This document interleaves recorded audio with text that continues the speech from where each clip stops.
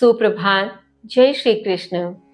ब्रह्म में स्थित प्रसन्न आत्मा न कभी शोक करता है तो न कभी इच्छा।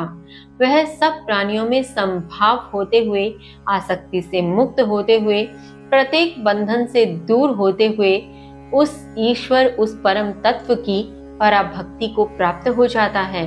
और इस प्रकार से पराभक्ति को प्राप्त कर वह तत्व जो परम है, वह जितना भी है, जो भी है, उसे उस भक्ति से जान लेता है और जानने के पश्चात वह उसमें स्वयं प्रविष्ट हो जाता है।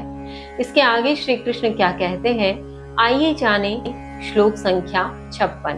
सर्व कर्माण्यपि सदा कुर्वाणो मद्व्यपाश्रयः मत्प्रसादाद् वाप्नोति शाश्वतं पदं व्ययम्। शाश्वतं पदं व्ययम्।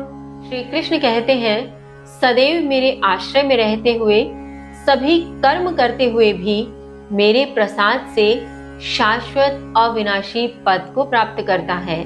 भावार्थ, यहाँ श्री कृष्ण उस पुरुष, उस तत्व के विषय में कहते हैं जिसने ब्रह्म में स्थित होने योग्य गुणों को धारण कर प्रसन्न होते हुए आसक्ति से रहित उस भक्ति को प्राप्त कर लिया है, जिस भक्ति के माध्यम से वह उस परम तत्व को जान चुका है और जानने के बाद उसमें प्रविष्ट कर चुका है तत्व के माध्यम से।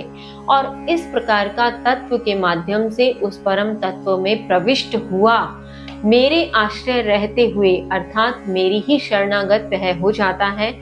और ऐसे में वह अपने भौतिक जगत के सभी कर्म करते हुए भी मेरे प्रसाद से अर्थात मेरी कृपा से शाश्वत अविनाशी पद को प्राप्त होता है, जिसे प्राप्त करने के पश्चात किसी भी प्रकार के कर्म का बंधन नहीं रह जाता, किसी भी प्रकार के जन्म चक्र का बंधन नहीं रह जाता। आगे श्री कृष्ण कहते हैं, श्लोक संख्या 57। चेतसा सर्व कर्माणि मयि संन्यस्य मत्परः बुद्धि योगम् उपाश्रित्य मच्चित्तः सततं भव। मच्चित्तः सततं भव। श्री कृष्ण कहते हैं, चेतना से सभी कर्म मुझ में त्याग कर मेरे परायण होकर बुद्धि योग का आश्रय लेकर निरंतर मेरे चित्त वाले हो जाओ।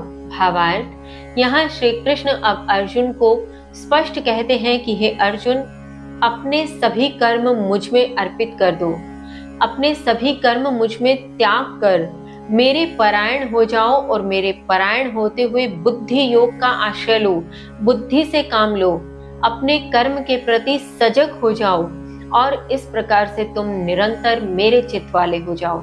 हमें भी यहाँ यही समझने की आवश्यकता है कि हम इस भौतिक जगत में रहते हुए जो भी कर्म कर रहे हैं, वे सभी कर्म उस ईश को अर्पित कर दें, स्व के कर्ता भाव को वहां से हटा लेवें और साथ ही उस ईश, उस परम तत्व के परायण होते हुए उसी के चित्त वाले हो जाएं।